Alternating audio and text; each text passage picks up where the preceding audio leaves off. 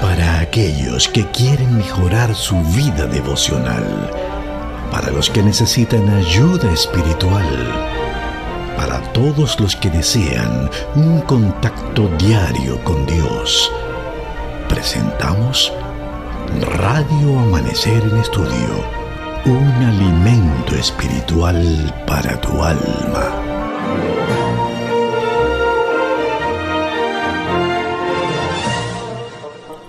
Seguimos avanzando por la gracia de Dios en Radio Amanecer en Estudio y hoy les damos la bienvenida en este miércoles 7 de febrero a este estudio de la Santa Palabra de Dios. Y a lo largo de todo este trimestre continuamos avanzando junto al pastor Roberto Matos, quien es el invitado especial que con sus comentarios ha estado enriqueciendo el estudio de la Santa Palabra de Dios, y le damos la bienvenida en esta hora también.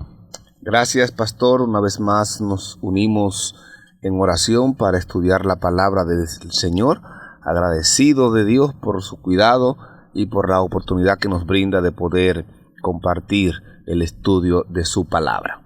Padre bueno, gracias por la oportunidad. Alabamos tu nombre porque tú cuidas cada día de cada uno de nosotros. Hoy nos acercamos a tu trono de gracia, pidiendo que el estudio de tu palabra sea de bendición para nuestras vidas, en el nombre de Jesús. Amén. Amén. Amén.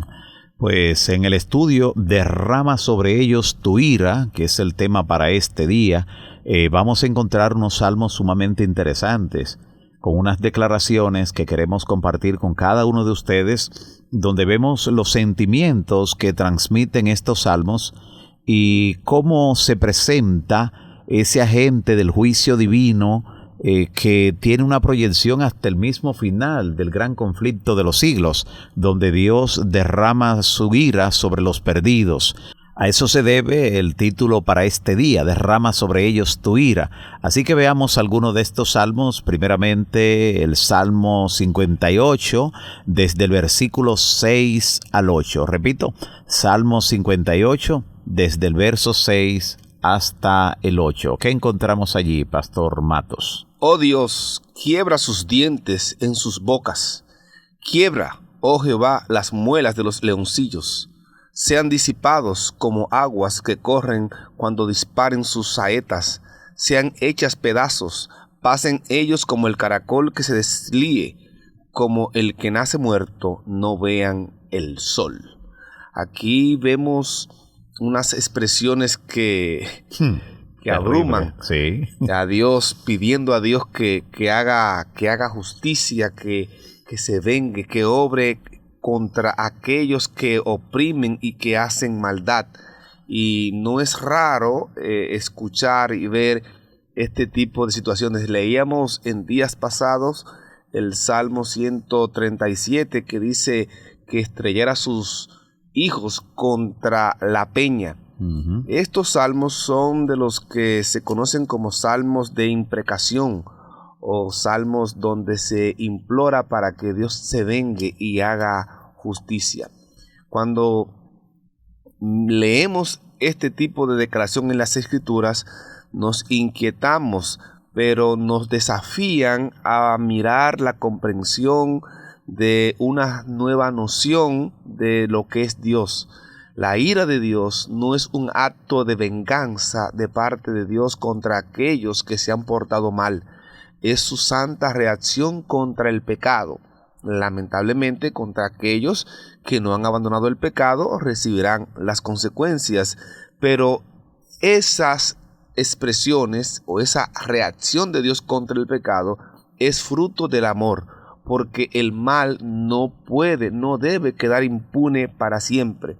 Y es allí donde los intérpretes de la Biblia se han visto, digamos de esa manera, forzado a comprender que esas imágenes de Dios de ira, de condenación, de Él levantarse y vengarse contra el mal, como una expresión extraña o ajena a lo que realmente se conoce de Dios. Pero Dios es un Dios de amor. En el versículo 7, por ejemplo, del Salmo 137, se hace referencia clara a esa manera de Dios ver a aquellas naciones que han oprimido y han maltratado a su pueblo. Y en el libro de los Salmos podemos ver de manera recurrente, como ya decíamos, esas imágenes, esas expresiones donde Dios castiga. El castigo de Dios, de hecho, Dios es el único que tiene derecho a castigar el pecado, a castigar el mal. Los seres humanos, cuando castigamos, cuando actuamos en contra de algo que nos han hecho, lo hacemos de una manera injusta. Pero Dios obra en esas acciones de manera justa. Esa reacción de Dios contra el pecado, esa ira de Dios, no es más la respuesta de Dios contra esas personas, contra esos hijos que la vida los ha puesto en situaciones difíciles y ellos claman a Dios por aquellos que lo han maltratado, que los han oprimido, y Dios, como verdadero gigante, como vengador, se levanta para confundir y para hacer conforme a su obra, su extraña obra, y hacer descender al sepulcro a aquellos que han actuado en contra de sus hijos y han oprimido al huérfano y al menesteroso. Así es, vemos cómo los sentimientos de los salmistas aquí se expresan, palabras humanas que ellos utilizan describiendo la manera en que quieren ver que se ejecute el juicio de Dios o que se derrame la ira de Dios sobre los que están actuando en forma impía. Y en el Salmo 69, versículos 22 al 28, Salmo 69, 22 al 28, dice lo siguiente: sea su convite delante de ellos por lazo, y lo que es para bien por tropiezo. Sean oscurecidos sus ojos para que no vean, y haz temblar continuamente sus lomos. Derrama sobre ellos tu ira, y el furor de tu enojo los alcance. Sea su palacio asolado, en sus tiendas no haya morador, porque persiguieron al que tú heriste y cuentan del dolor de los que tú llagaste. Pon maldad sobre su maldad y no entren en tu justicia. Sean raídos del libro de los vivientes y no sean escritos entre los justos. Aquí se nota que quien está pidiendo este juicio divino, quien está pidiendo que derrame sobre ellos su ira, como dice claramente en el versículo 24 del Salmo 69, conoce muy bien a Dios, conoce la verdad de Dios revelada también, porque aparte de pedirle que le dé el pago conforme a sus obras a los que están persiguiendo, a los que están en un tiempo de necesidad, en un periodo de estar heridos, habla claramente de que no entren en la justicia de Dios y que sean raídos del libro de los vivientes. O sea, el escritor aquí conoce el libro de la vida y está pidiendo que aquellos que están actuando impíamente finalmente sean borrados del libro de la vida. Conocemos especialmente en el libro del Apocalipsis que dice que el que venza hasta el final, el que sea victorioso en Cristo, su nombre no será borrado del libro de la vida. Pues aquí está pidiendo el salmista que borre de ese libro a aquellos que están actuando en forma injusta. El Salmo 83, 9 al 17 dice: hazle como a Madián, como a Sísara, como a Jabín en el arroyo de Sisón, que perecieron en Endor, fueron hechos como estiércol para la tierra.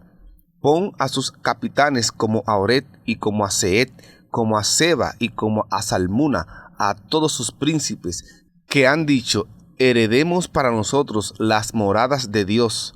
Dios mío, ponlos como torbellinos, como hojarascas delante del viento, como fuego que quema en el monte, como llama que abrasa en el bosque. Persíguelos así con tu heredad, y atérralos con tu torbellino.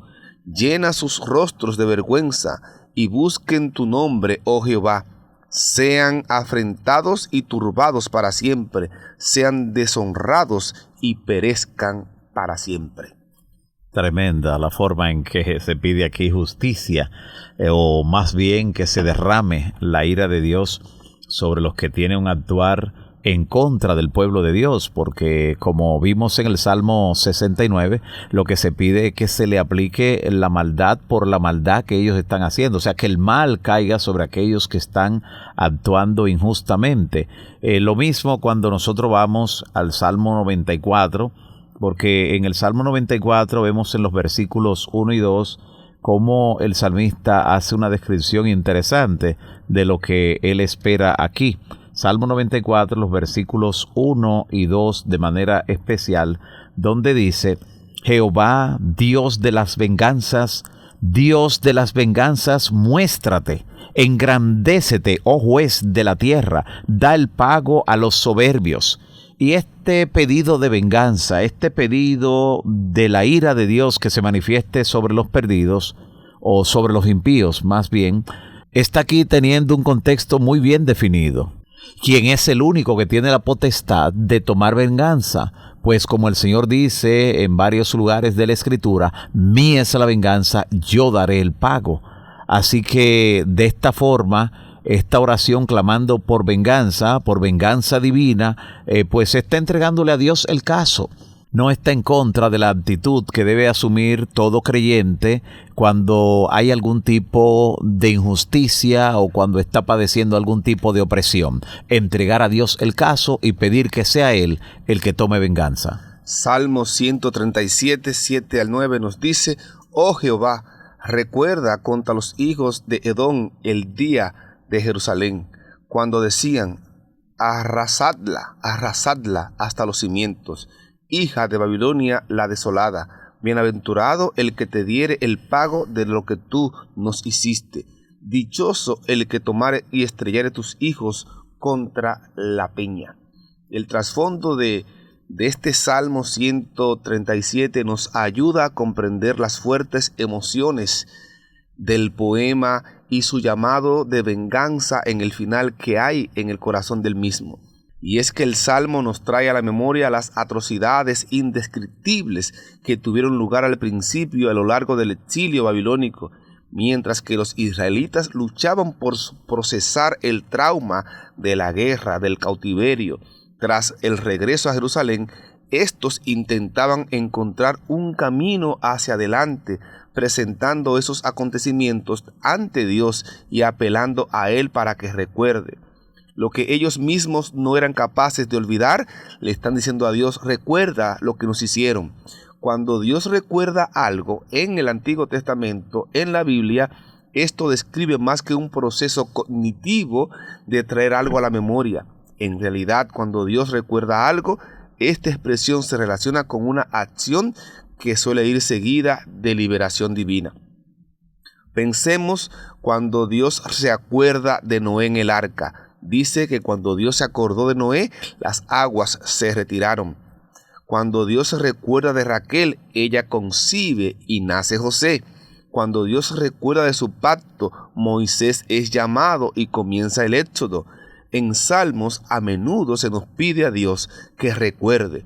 Los salmos que acabamos de leer, más el Salmo 137, nos hacen un pedido para que Dios actúe en favor de su pueblo.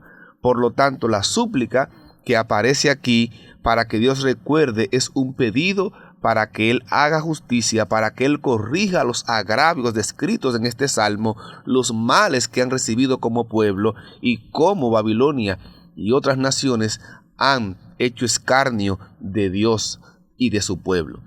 El Salmo 137 no es el único salmo que habla de manera imprecatoria.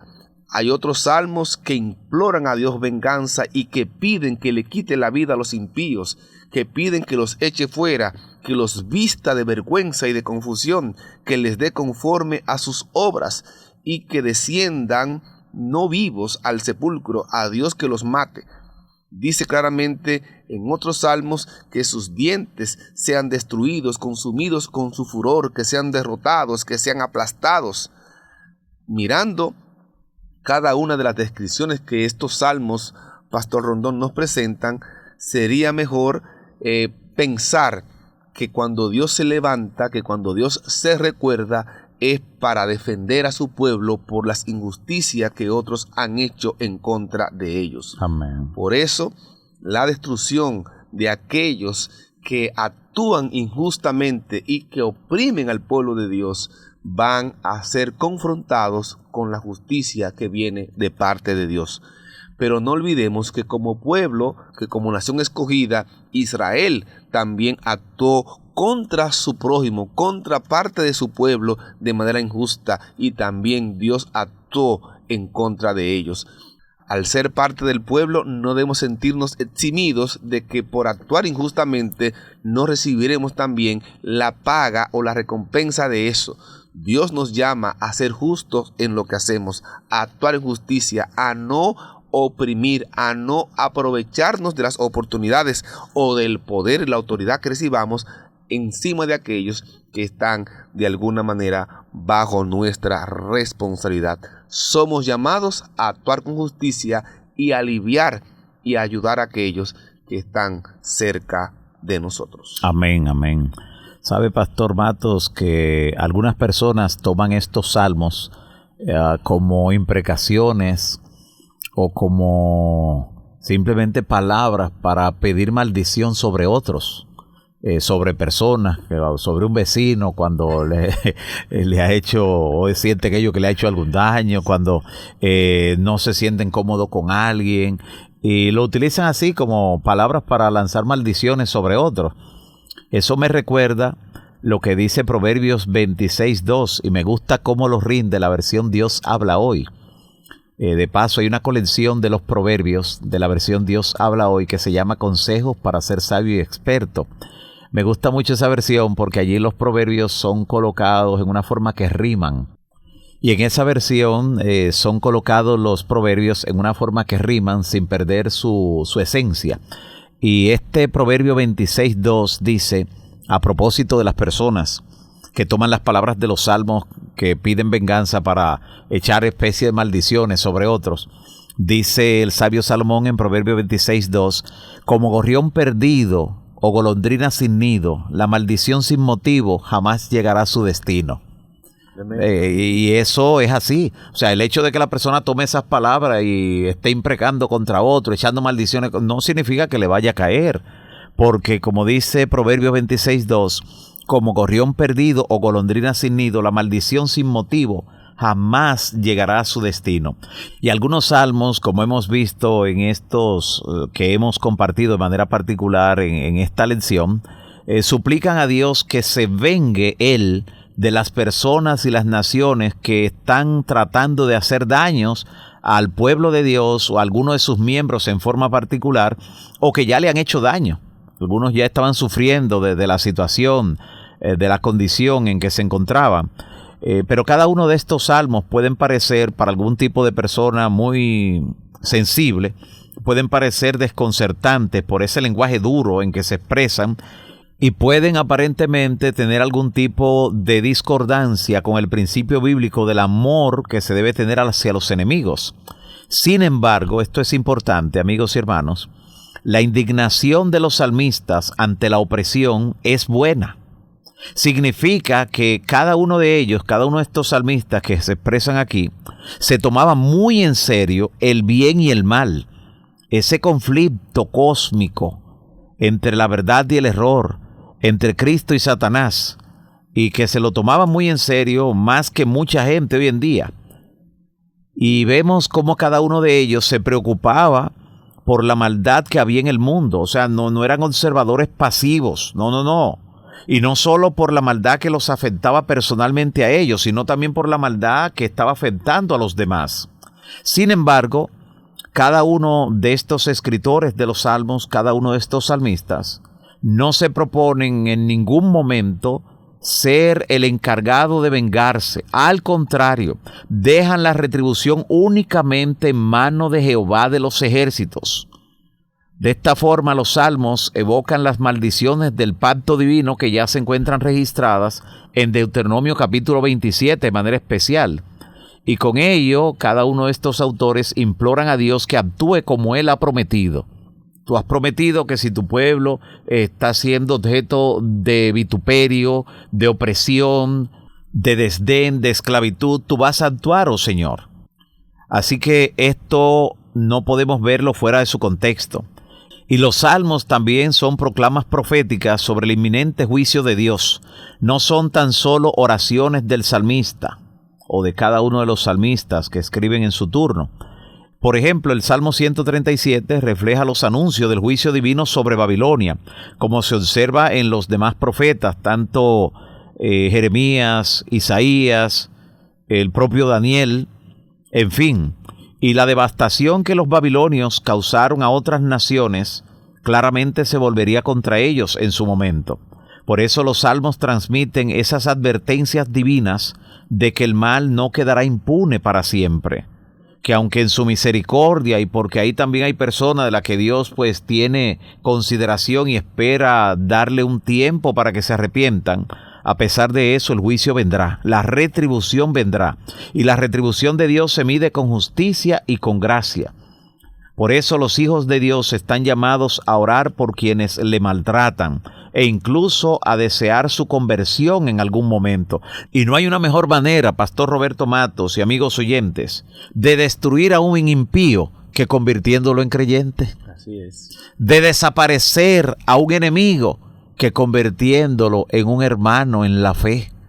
Así que en la forma que oramos por aquellos que en un momento pueden tornarse nuestros enemigos, no porque procuremos tener enemigos, sino porque podemos ganárnoslo de gratis, como ocurre frecuentemente en un mundo de pecado. Hay personas que simplemente porque Dios le bendice en algo particular o porque prosperan en algo que han puesto en la mano de Dios, por eso naturalmente se ganan algún tipo de enemistad, y eso no podemos evitarlo, pero sí podemos tener la actitud correcta, pidiendo a Dios de que actúe en esos corazones y que pueda arrebatarlos del bando enemigo y traerlos al bando de Dios. Así es, pastor. He visto que aquellas personas que viven con un propósito, que procuran de alguna manera beneficiar y bendecir a sus semejantes y honrar y glorificar a Dios, su Redentor, con ese estilo de vida, verdaderamente son felices aquí en la tierra. Mientras que aquellos que son inquietos y que están descontentos y que buscan esto y prueban aquello y esperan de alguna manera encontrar solamente su propio beneficio, no importando el mal o lo que ejecuten contra otros, este tipo de personas vive siempre en descontento, en inconformidad. Siempre tienen necesidad, nunca están satisfechos porque viven solamente para sí mismos. Y eso lamentablemente no les hace bien. Lo que hace bien es actuar con buenos deseos, es actuar bajo la voluntad de Dios y buscando siempre no satisfacer nuestros propios deseos y gustos, sino cumplir un propósito. Y al cumplir ese propósito, veremos que bendecir a otros es parte del propósito para el cual Dios nos ha colocado en esta tierra. Debemos encontrar tiempo para consolar a algún corazón. Debemos encontrar tiempo para alegrar alguna vida con palabras bondadosas, con algún acto de misericordia, batallando contra alguien que esté batallando con alguna situación, con alguna tentación. Y es allí donde podemos así bendecir con palabras, con abrazos, con un trato de manera especial y diferente, alegrar y transformar un corazón. Ya usted acaba de mencionar la mejor manera de acabar con un pecador, con una vida no encaminada en los caminos de Dios, es hacerlo, convertirlo en un hijo e hija de Dios, en un ser transformado por la gracia salvadora de Cristo. Y eso podemos lograrlo con nuestros actos, con nuestra manera de ser, con nuestra manera de comportarnos, al imitar en cada acción que hagamos la persona y la vida de nuestro Señor Jesucristo. Amén, amén. El tema general que hemos estado tratando este miércoles 7 de febrero, derrama sobre ellos tu ira. Está este tema en el marco de la lección número 6, que su título general es Me levantaré. El texto a memorizar está contenido en Salmo 12:5, donde dice el Señor: por la opresión del débil y por el gemido de los menesterosos, ahora me levantaré y salvaré al que suspira. Con este pensamiento, con esta gran promesa en mente, despídanos en oración, Pastor Matos. Levántate, oh Jehová. Amén. Y juzga nuestra causa. Así sea. Que tú seas nuestro defensor. y que en ti esperemos cada día. Amén. Gracias porque en tu palabra encontramos fortaleza, aliento para enfrentar situaciones que en nuestra comprensión humana no podemos entender. Pero confiamos, oh Dios, que en ti hay victoria. Amén. En el nombre de Jesús. Amén. Amén. Para aquellos que quieren mejorar su vida devocional, para los que necesitan ayuda espiritual, para todos los que desean un contacto diario con Dios, hemos presentado Radio Amanecer en Estudio, un alimento espiritual para tu alma.